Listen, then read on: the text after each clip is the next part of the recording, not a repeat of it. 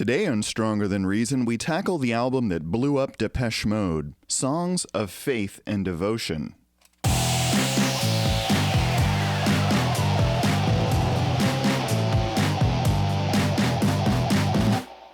Welcome to Stronger Than Reason. So, it's hard to overstate how big Depeche Mode were back in the day. If I look back on the bands that I've talked about on here, were any of them ever bigger than Depeche Mode at their height? I mean, for that to happen, a band would have to pretty much be the biggest band in the world, the number one, at least for some period of time. Now, U2 definitely fit the bill. These days, they're viewed mostly as those old guys with the annoying album you can't delete. But in the 90s and into the millennium, they were indisputably the most successful band out there by whatever measure you wanted to take. Revenue, record sales, critical acclaim, you name it. And Pink Floyd, of course, hold a unique place in history as one of the greatest rock bands of all time. And I'd argue this holds true for both the Roger Waters and the David Gilmour flavors of the band. Both were pretty dang big and captured the hearts and minds of most of the record-buying public at the time, myself included. Talking Heads were huge in the 80s and had tremendous crossover appeal that's lingered long after their 1991 breakup. So yeah, they're definitely up there. Nine Inch Nails were pretty big in the mid-90s, but I would argue that they weren't bigger than Depeche Mode were at their peak. I mean, Nine Inch Nails flirted with the mainstream with the Downward Spiral, but pretty quickly corrected into more of a cult status, albeit a big cult. And they never really took over the mainstream like these other bands did. And I think that's where the watermark lands. Everyone else I've talked about on here has fallen somewhere short of that mark. And I can hear you saying, now wait a minute, Ghost is headlining stadiums around the world, etc., etc. And yeah, that's true. Ghost and a lot of the other bands I've talked about are enjoying a great deal of success, but Ghost isn't getting played in grocery stores, at least not in the grocery stores I go to. Ghost is not inescapable in the culture right now, and that's the kind of success I'm talking about here. Pervasive commercial success. And I think it's pretty hard for newer bands to have that these days without the old structure of labels and actual records. And I've been saying over and over, it's tough for a new band these days to even get noticed at all. There are just too many bands out there, and the pie is just sliced too thinly. And Pi Day is coming up, by the way, just so you know, 3/14.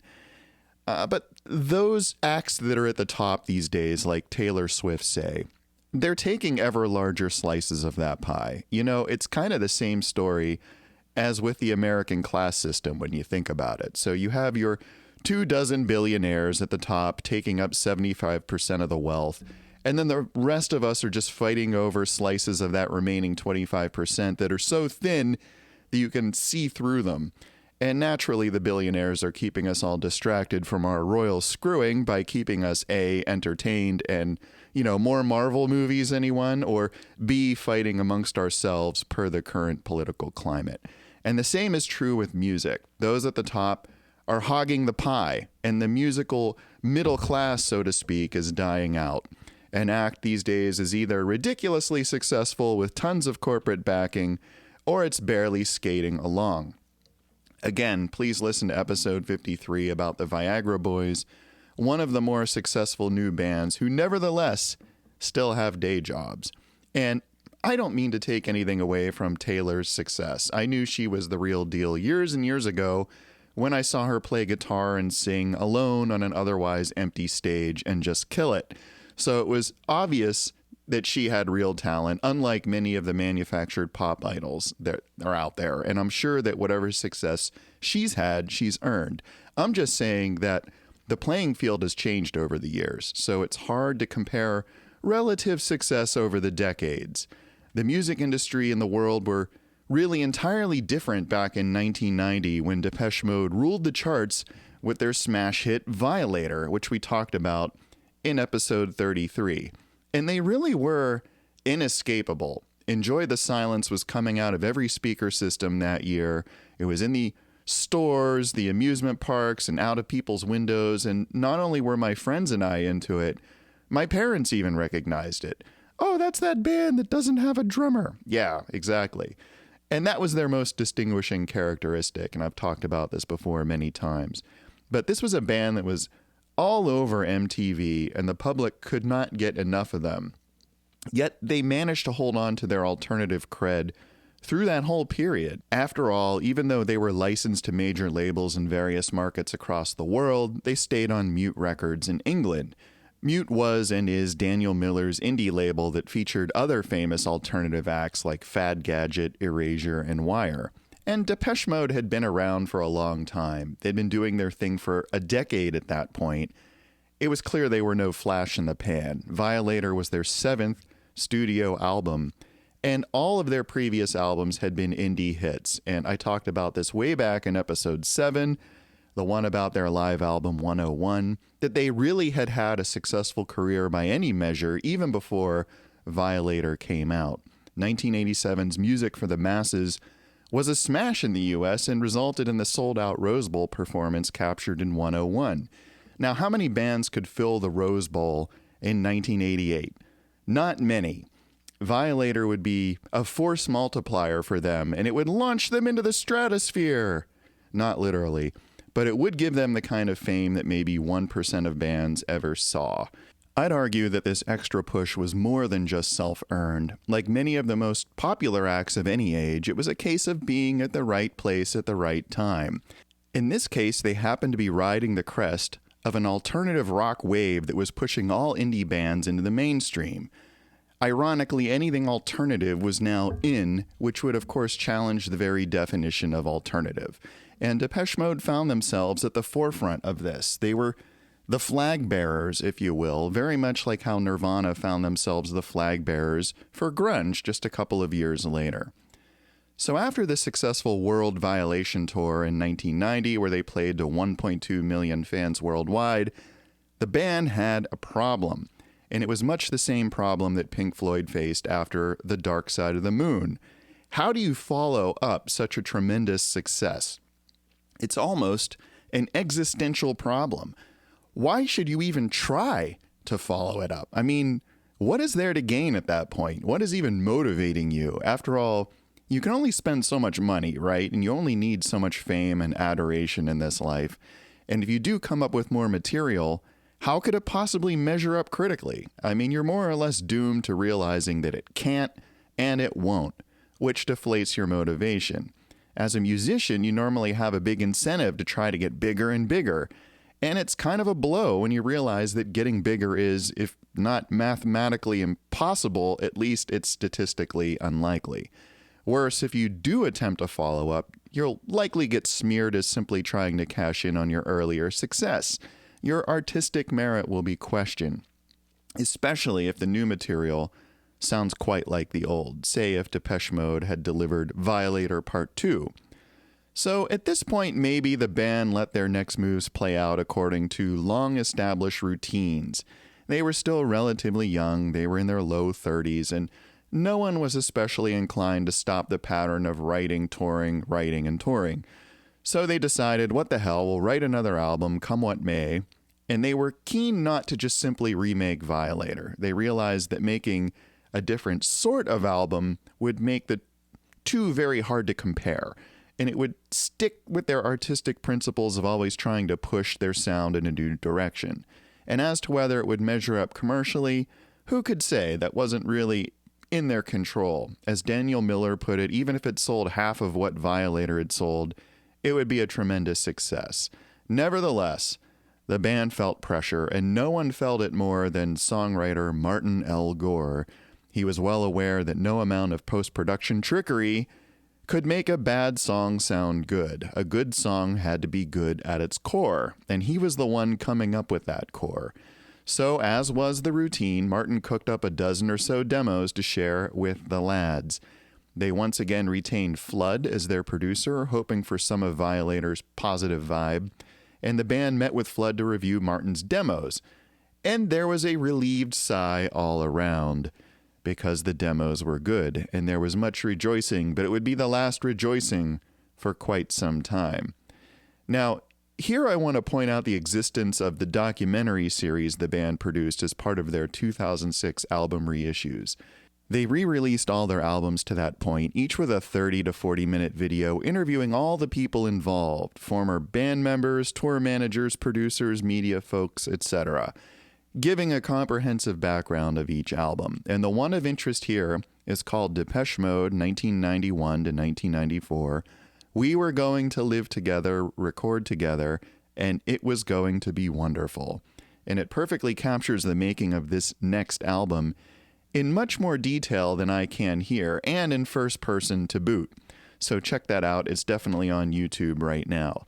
But the TLDR is this. Unlike with Violator, the band weren't getting along personally. Singer Dave Gaughan had picked up a heroin habit and was frequently not around. Alan Wilder and Martin Gore, who were responsible for the arrangements and songwriting respectively, weren't communicating very well, and Andy Fletcher and Flood were frequently caught in the middle. The band had moved into a mansion on the outskirts of Madrid. Flood said U2 had done this successfully, so thought it would work for Depeche Mode. And strangely enough, the Red Hot Chili Peppers were doing much the same thing with their album, Blood Sugar Sex Magic, at Rick Rubin's suggestion, and with much the same results as Depeche Mode. Anyway, everyone was getting on everyone else's nerves, and they weren't agreeing on the direction. Martin's demos, even though they were promising, were still pretty sketchy, and they left a lot open to interpretation. And Dave's take, after living in LA for a while, was that the album needed more rock. And as I stated in many previous episodes, the early 90s was a time for the enrockification of all popular music, culminating in the advent of grunge and suppressing the worst excesses of the squared-off synth productions of the 80s. So Alan kind of was feeling this too, so he decided to start playing an acoustic drum kit. He had used drum loops on Violator, like on the song Halo, but no one in the band had ever really played drums themselves, so this was a first. Martin had always played some guitar, but now sought out more discordant effects like distortion, dirt, feedback, and then he dragged out this little gadget, an EBow, for long sustained leads. So somehow the band finished the album despite all the bickering, and I distinctly remember when the lead-off track, I Feel You, came out. It was February 1993, and I was living in the big city, going to college and haunting used music stores. Two things stood out to me as a fan. One, looking at the video on MTV, I could see that Dave changed his image in a big way. Long hair, goatee, thinner than the thin white Duke. The media seized on this and shoved it in everyone's face. He was on the cover of every music magazine, and the message was clear. This wasn't your grandpappy's Depeche Mode. Two, the music had changed as well. You drop the needle on I Feel You, and you're liable to think you just broke your record player because it starts with a huge blast of squealing white noise that sounds like the needle's just dragging along a frying pan. And it's only after many seconds of this does it whoosh into the opening riff, which is even bigger and badder than the riff that held up Personal Jesus a few years before. And the song in general is a rock stomp, shuffle beat and all, and it features Alan on the drum kit. There's a video for it. It just hammered that home in spades since it was spammed all over MTV. It was another black and white production by Anton Corbijn, and more or less showed the band playing the song, rocking out, with the requisite supermodel and looming landscapes. And the message, simply this, that this is Depeche Mode amped to 11, just wait for the album. And interestingly, the B-side was a single track called One Caress that couldn't have been more different than I Feel You.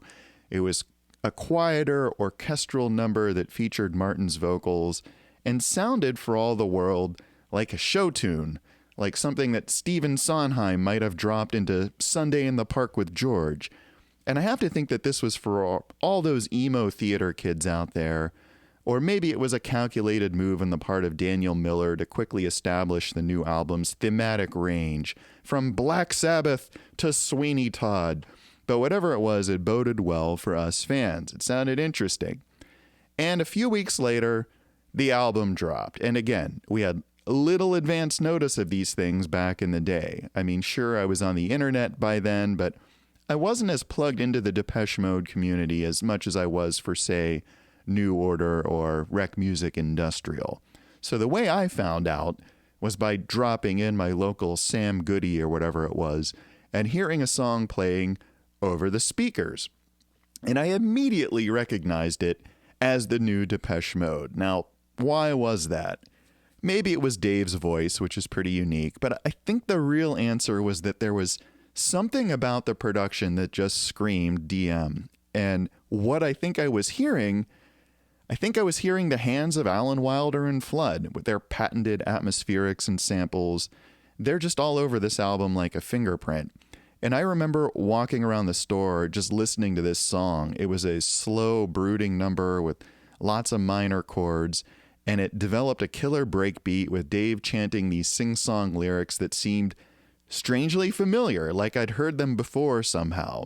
I'm hanging on your words, living on your breath, feeling with your skin. Of course, it was the song In Your Room, which they would later release as the fourth and final single. And it was an instant classic and is now one of my all-time favorite Depeche Mode songs. I immediately snapped up the CD, and here it is, Songs of Faith and Devotion.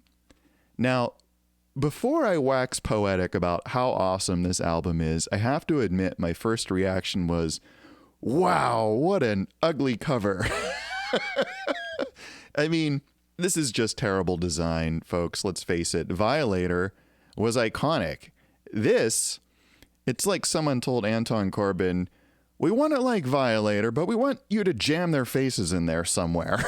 and make all the colors not match at all so it's uncomfortable to look at. Burgundy and purple. Yeah, that'll do. I mean, this isn't as bad as Nights Are Ebb's Ebbhead, which is still the worst album cover I've ever seen in my life so far, but it's pretty bad. And, side note, Alan Wilder produced Ebbhead too, but that's, I'm sure, just a coincidence. Nothing against Alan. But my second thought was, wow, what an awkward and crappy title. I mean, it's not as bad as The Mind is a Terrible Thing to Taste, but nearly so. Songs of Faith and Devotion as a title, to me, it's just a little too on the nose. I mean, why not call it Songs We Barely Agreed to Make, or What Felt Like 1,000 Years in Madrid? Violator was at least a joke. It was the most inappropriately heavy metal name that they could think of. Songs of Faith and Devotion is just clunky to say. It's not very imaginative. And it wasn't long before fans just called this Songs or SoFad. But, I went home and I put this disc on and I pretty much dug it the whole way through. And as a fan, I really didn't feel any of the conflict that went into its making. It just sounded like a timelier, more modern Depeche Mode, one that was embracing the unrockified sound that discerning music geeks in 1993 demanded. And it had all the grit and the grime that early 90s music had to have, but it did deliver the unmistakable Depeche Mode rhythms and dark production qualities. And it was a bit surprising to me that they took that route. And I don't know why, because they were more or less aping U2's transformation. After all, Violator is to Songs as the Joshua Tree is to Achtung Baby. And the resemblance isn't just coincidence. Remember, all of those albums had Flood involved in the sound and production, if not actually in the producer's chair. He definitely had an influence in all four. And 3 of the 4 had Anton Corbijn doing the visuals. The Joshua Tree is the only one that did not. And the feel of Songs isn't too far from the feel of Achtung Baby. And that's interesting to me because 15 months passed between their releases. And in retrospect, it's a little surprising Depeche Mode didn't go even further with their sound to kind of take it out of that ballpark. But maybe this was as far as they could go with it, given the tensions in the band. I don't know. It's kind of a wonder that they made this album at all. Bottom line, though, I loved the music, even if I wasn't a fan of the artwork or the title. And I would look for the singles as they came out. The thing that struck me about the singles was the relative lack of B-sides. Really, there was just one unique non-album song on these singles that was recorded during these album sessions, and it was a song called My Joy. And it's actually a great song. For sure, I like it better than some of the songs on the album. And I have no idea why they saved it. They also released a remix of Death's Door on one of the singles, but it wasn't exclusive to this album. It was an older track. The original version appeared on the 1991 soundtrack to the Wim Wenders film Until the End of the World, that, funnily enough, received more acclaim as a soundtrack than an actual film. And Wenders' films were pretty trendy in the early 90s for some reason. He made videos for U2 and Talking Heads, so was closely associated with the alternative scene, but I've never watched his films, though. Meh. So yeah, the lack of B-side should have been a clue, at least, that the band were in something like a creative drought, just kind of squeezing blood from the stone, as it were. And Flood in particular has stated that it was a really, really difficult album to make, and that it wasn't really down to anything major, but more in that even the smallest things, like setting up a microphone, didn't happen easily. And all the band members were just pulling in different directions, leaving him to try to make sense of it all. And this was completely unlike their experience making Violator. And, I'm guessing that it came down to a few things. One, their decision to live together. Apart from U2, I haven't heard that ever going well for a band. Two, the pressure they were under to deliver a record as successful as Violator. And last but not least, their health. So, like I said, Dave had a heroin habit that largely took him out of the picture and changed the band dynamics. Before the tour was over, Martin would get deep into alcohol and Fletch would suffer clinical depression.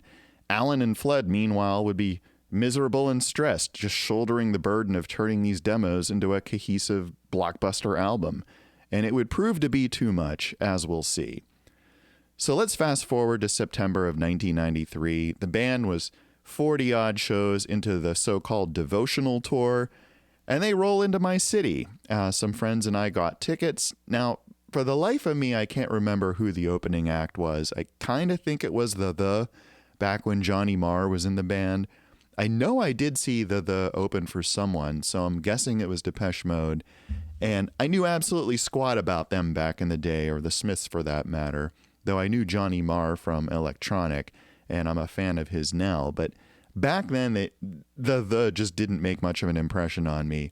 So during the changeover, we decided to move around and find better seats, as you do. And boom, the house lights go down, and we start hearing thunder and seeing lightning.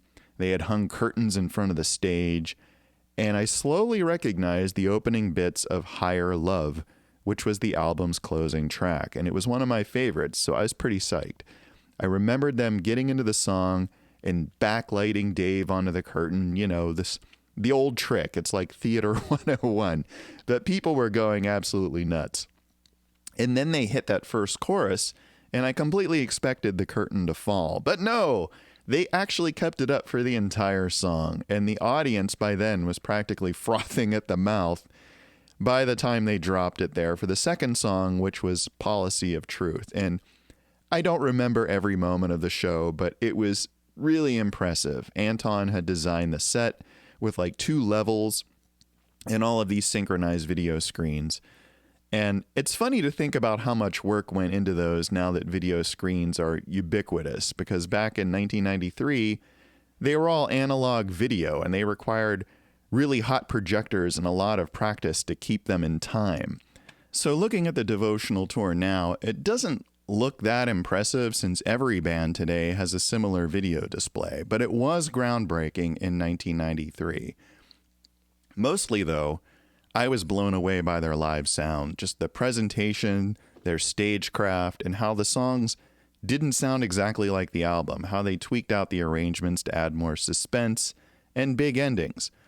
The one thing that didn't really work for me, though, oddly enough, was the live drumming. And let me be clear here. I've said all along that in a live show, having a live drummer is much better than a drum machine. There's just nothing quite like the tribal rush of seeing someone beat the crap out of these noisy things firsthand. However, on this show, it seemed just a little superfluous. It would have been one thing if Alan had played drums on every track, like if there were a dedicated drummer. But as it was, he only played on a few numbers, and I'm going to say it was well less than half of the songs in the set. And it seemed he was essentially just playing along to the drums on the backing track anyway. So in other words, I'm not sure it really added much other than the spectacle of seeing one of these keyboard players rock a drum kit. Sonically, it just didn't add much. I'm sure we were already listening to a half dozen layered drum samples on the backing track anyway. And the fact that they had Alan playing the drums was a little strange, since he was the so-called proper musician. He was classically trained to play the most difficult keyboard parts. So, who was playing them while he was on the kit? The backing track, probably. I don't know. As much as I love drummers and drumming, and as much as I dig Alan, it seemed like a gimmick to trot out a drum kit for just a few token songs. It would have made more sense to me if they had hired a full-time drummer to play the entire set and kept Alan on the keys. You know, if they had gotten Christian Eigner in the band a few years earlier. But whatever, you know, that's just me. And as a criticism, it's pretty mild.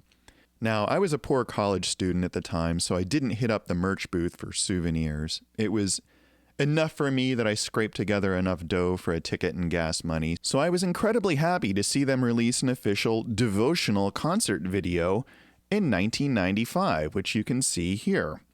This was recorded in the first half of the tour, so it aligns pretty well with the show that I saw.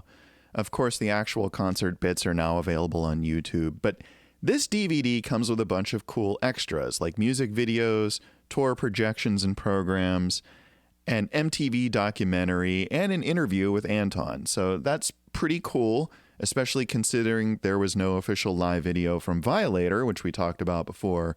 So this remains the last video evidence of the classic lineup before Alan would dip out of the band. Spoiler alert. I do like to watch this again every few years because it is such a great show. Anyway, being there, seeing them in the flesh cemented my love for this band and for this album. So let's talk a little more deeply about this album, starting with the artwork. So, wow, you can see how scratched up this jewel case is. It's been through a lot over the years. This did come with a really nice big booklet this time. The cover we talked about. Again, Anton hand-painted the band name and the title, and instead of going for like a nice, clean, iconic cover like on Violator, he threw the headshots in there, which immediately made me like it less. I prefer something abstract, not band photos, for crying out loud, which just screams, "Oh, look how pretty we are," and "Oh, Dave has a beard, oh my." And then he dropped these like shapes over their portraits. And evidently this was kind of like Led Zeppelin 4, where each band member gets their own symbol. So these symbols debuted on the I Feel You single without explanation. And here we have the solution. You know, it's kind of corny. It's not a great cover. I mean, the measure of a great cover is how well people can remember it. And what do you remember about this cover? It's just like a mishmash of crap. And the colors are pretty terrible, purple and burgundy.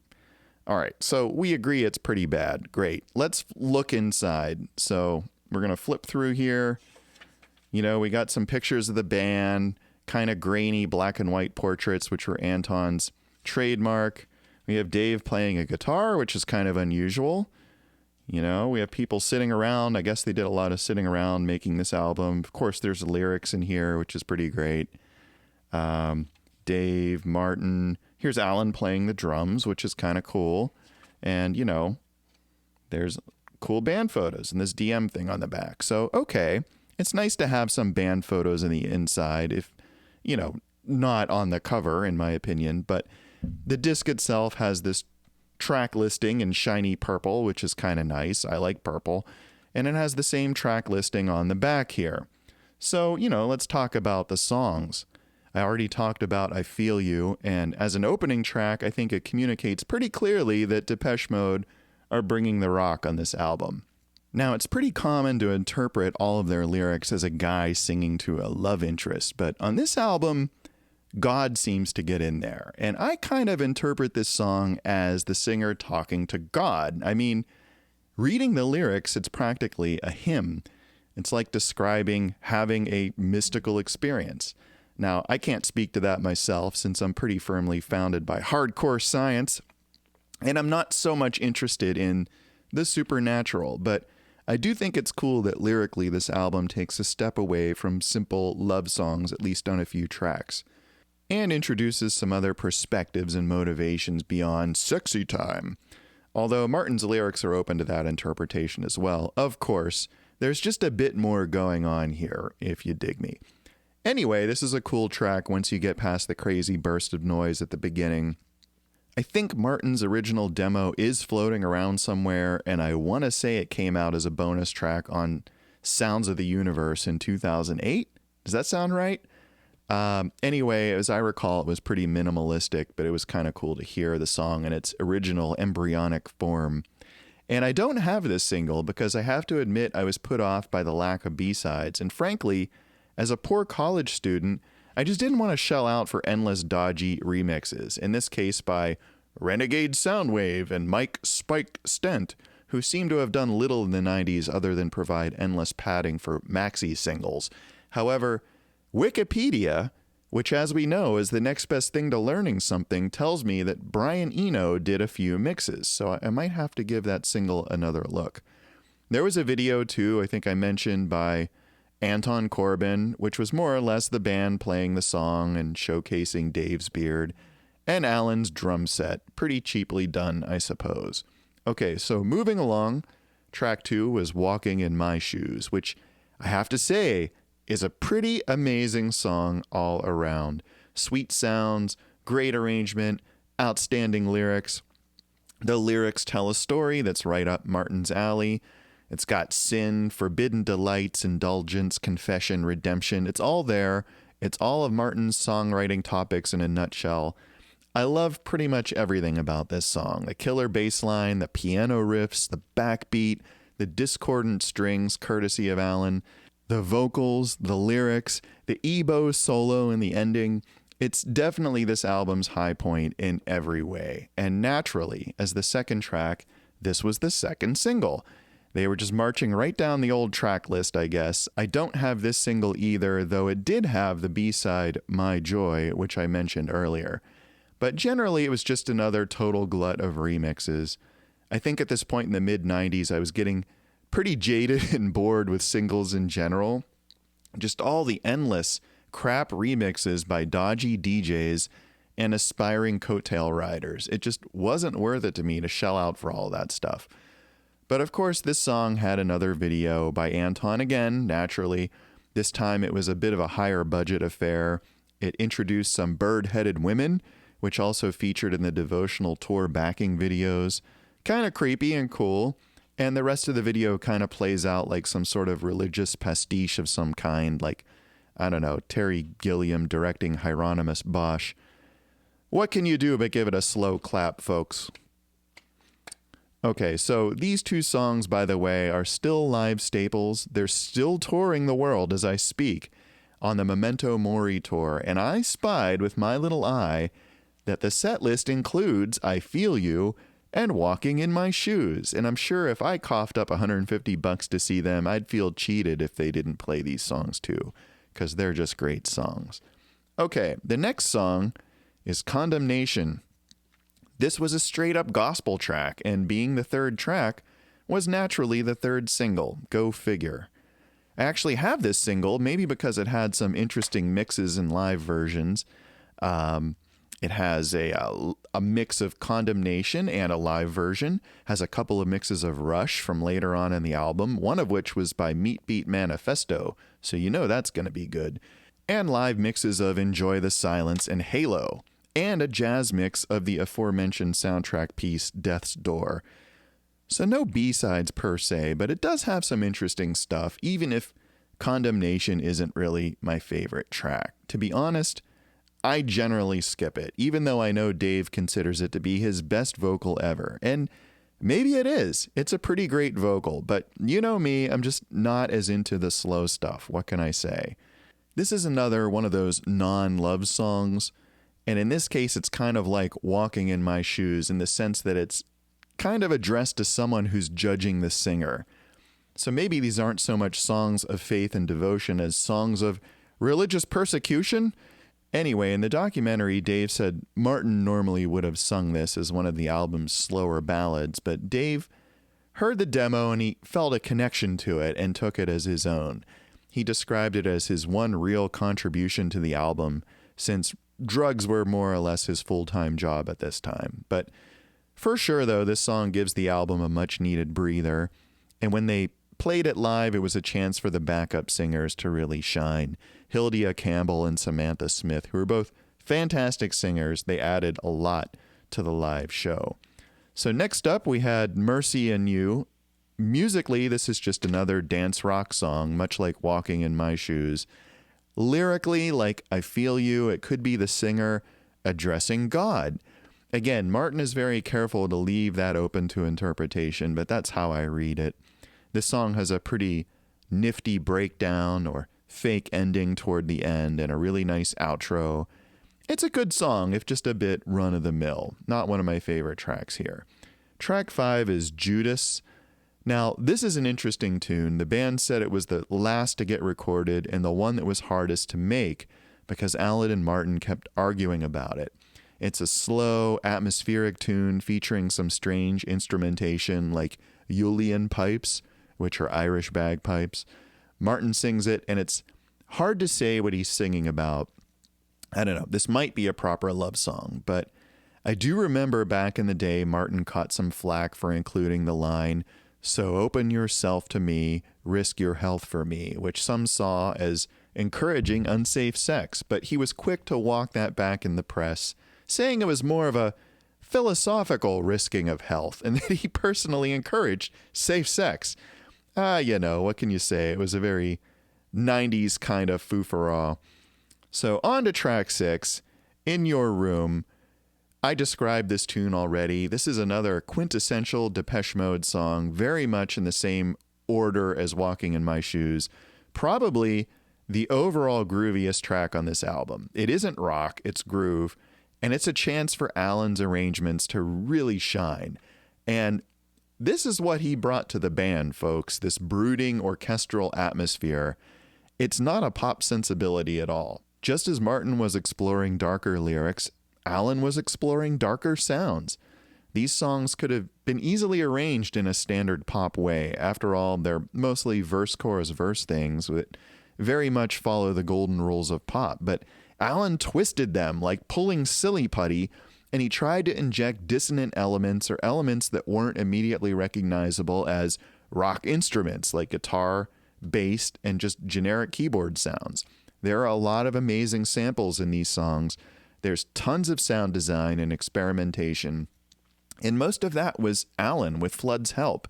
Alan typically being the idea guy and Flood being the technical whiz who helped him realize that vision, although I know they said that throughout this album the roles got increasingly blurred. But anyway, I'd argue that after Alan left, they had a harder time creating songs of this magnitude because In Your Room sounds absolutely massive. It's just cinematic in scope.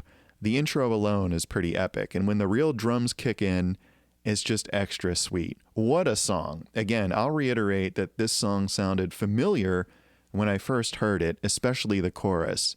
I just recognized all those elements that made it Depeche Mode.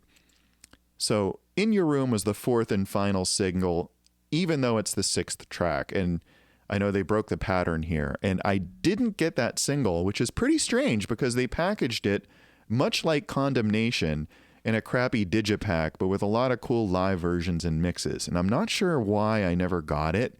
I should probably pick it up.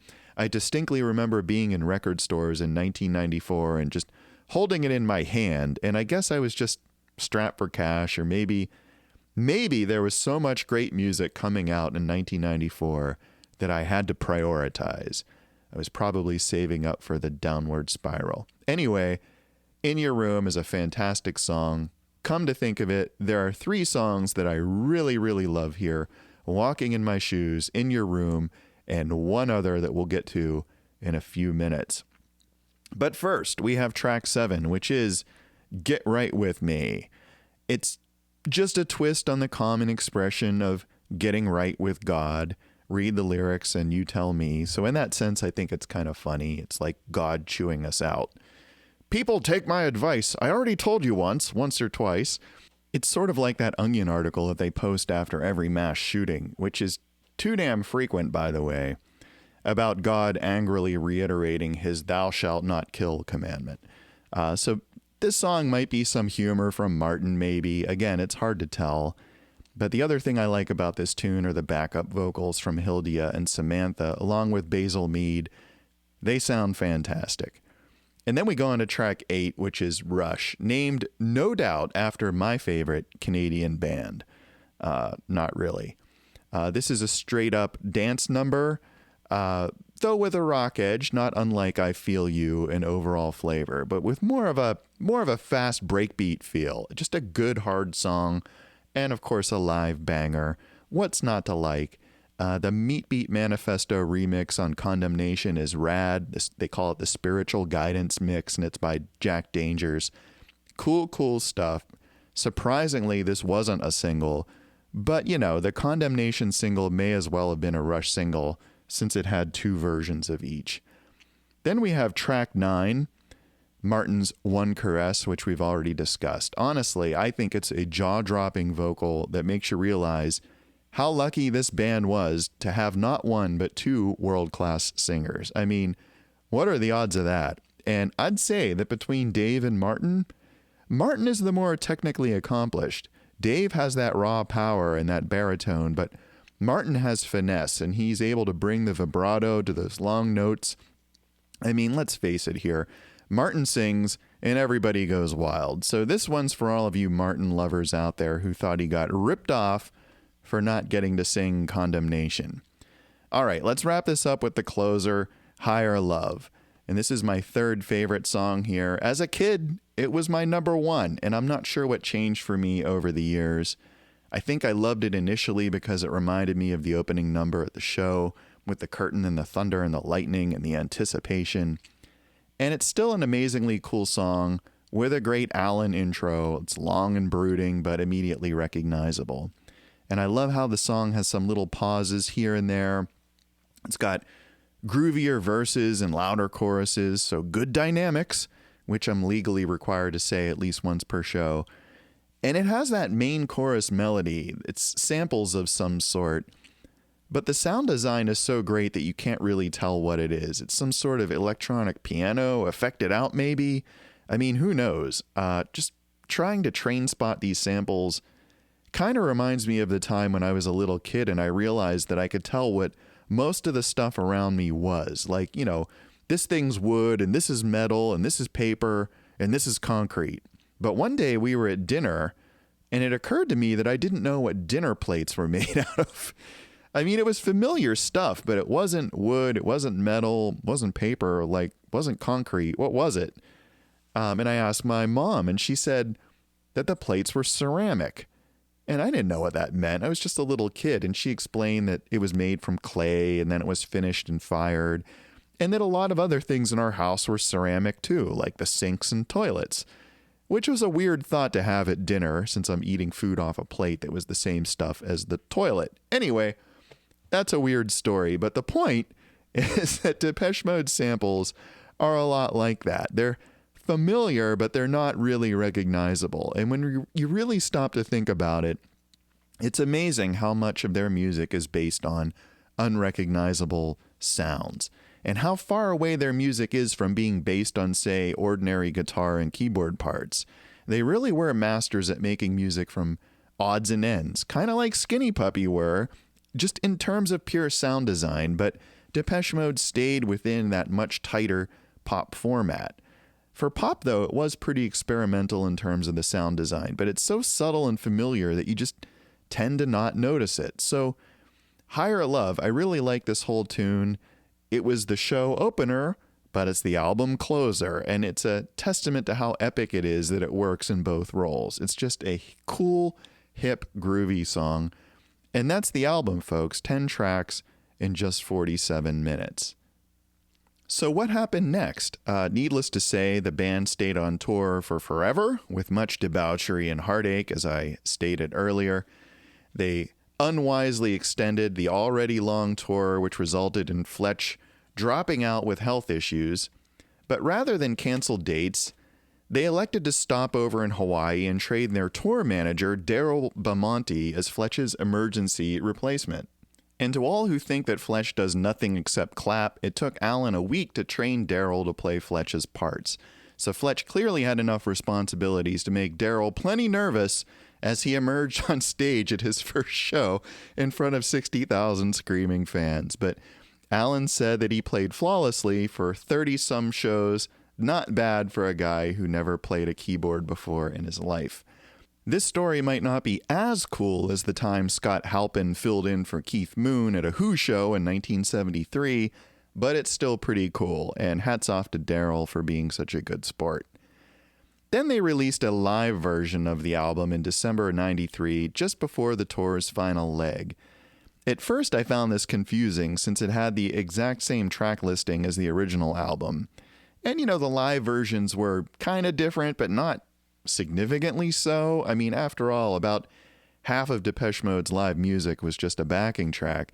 But it became more clear to me what was going on years later when I realized it was a scam to pump up the SoundScan numbers. See, since the live album had the same title and track list, it registered as the same album as the original and thereby served to resuscitate songs on the charts.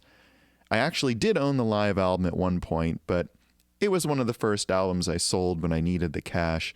There was really nothing to recommend it, especially when they released Devotional on DVD a few years later. So the live CD was just a blatant cash grab by the label.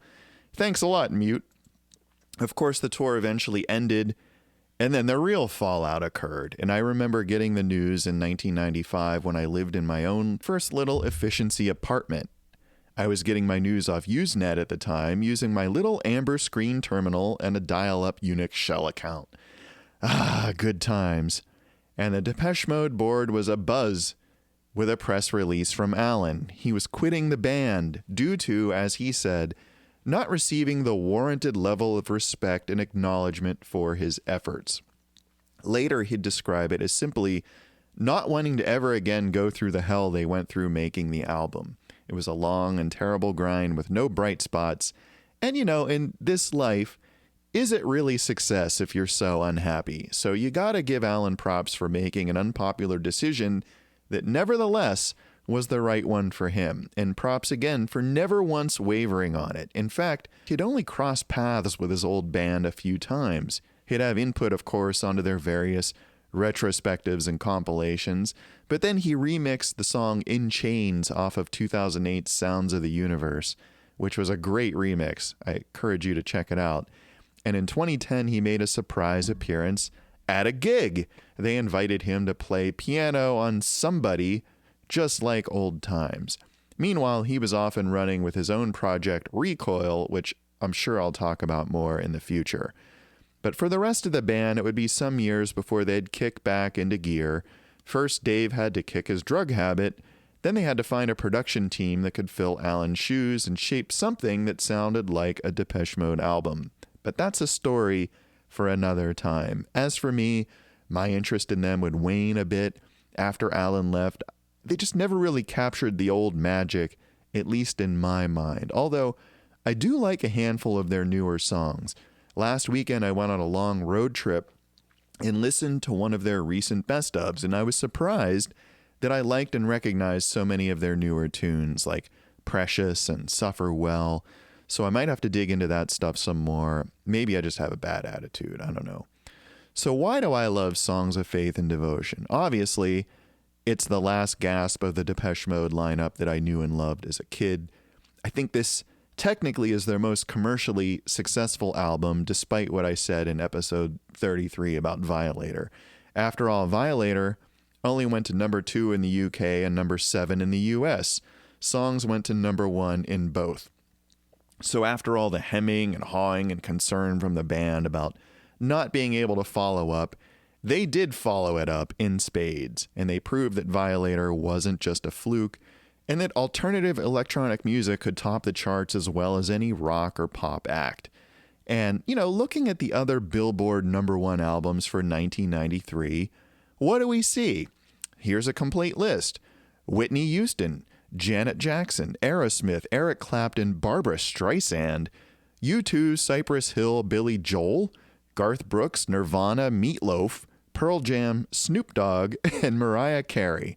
So yeah, I was happy to have someone there represent alternative electronic music, in my opinion, Songs of Faith and Devotion blows all that other stuff out of the water, of course. The only other act that I was sort of kind of into there would be Nirvana, and only because it was more or less a Gen X birthright. And U2 maybe, because they still had a whiff of alt-rock about them in 92, but the rest of the stuff just wasn't my thing, whatever merit it might have. Although I gotta say, I'm a fan of Snoop Dogg these days, but much as with Frank Zappa, I'm more a fan of the man than his music. I recently just watched season 10 of the Trailer Park Boys for the first time, and Snoop made a surprise appearance. Spoiler alert. He's a champ. But going back to U2, I mentioned this before, but there was more than a little stylistic overlap between Songs of Faith and Devotion and Achtung Baby. And of course, U2 had moved on from Achtung by 1993. The album that went to number one here was their follow-up, Zooropa. But yeah, both Songs and Achtung prominently featured Flood and Anton Corbin and the creative team. The difference, I think, was that Achtung was a rock album with electronic aspirations, but Songs was an electronic album with rock aspirations. So stylistically, Achtung was a bit more upbeat and major key, while Songs was a bit darker and more minor key. They could be twins, though. Sonically and visually, Achtung is kind of the good cop and Songs is kind of the bad cop, or good twin and evil twin, take your pick. But it's clear which one I would pick. After all, we know the devil has all the good tunes. Now, keeping the discussion within the world of Depeche Mode, I already said I prefer Violator to Songs, and it's just a matter of taste. Nothing beats Violator in my book, but Songs is a strong runner-up, and I have to say that strictly in terms of songwriting, it's hard to beat Walking in My Shoes and In Your Room. All the crap the band went through, squeezing the last bit of collaborative juice out of their relationship, did in fact pay off. It does have some tunes I find less interesting, but the high points are really high indeed, enough for me to rank it slightly lower than Violator in my personal DM best of list, but definitely higher than any of their other albums. It has some unique things on it that I can only describe as crowning moments of awesome, and that's why I love it. And there you have it, folks, maybe my most anticipated album of 1993, Depeche Mode's classic, Songs of Faith and Devotion. The most anticipated, that is, after New Order's comeback album, Republic, which was also the most disappointing album of 1993. Man, call that album a cinnamon donut because I never get tired of dunking on it. I do have to do an episode on Republic someday just to purge it from my system. That and Nights Are Ebb's Ebhead, which at least has a couple good tunes to redeem its terrible, awful cover art. Ugh! It's like someone asked Doll-E to design an album cover by crossing a traffic signal with the packaging for laundry detergent.